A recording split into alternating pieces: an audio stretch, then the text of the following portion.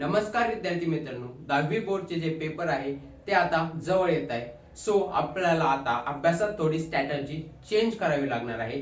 जसं की जे हार्ड कन्सेप्ट आहे, जे तुम्हाला हार्ड कन्सेप्ट वाटतात, थेरम क्वेश्चन, त्याच्यावर जास्त भर द्यायचा. Previous year question chapter wise solve करायचे.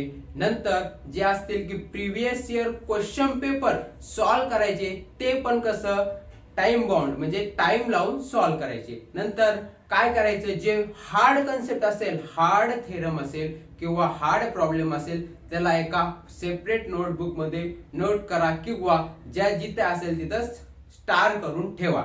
आणि अशाच प्रकारे आता रिव्हिजन, बार रिव्हिजन वर जास्त फोकस करायचा.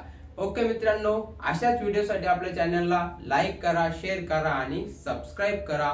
भेटूया नेक्स्ट व्हिडिओ मध्ये. तोपर्यंत धन्यवाद.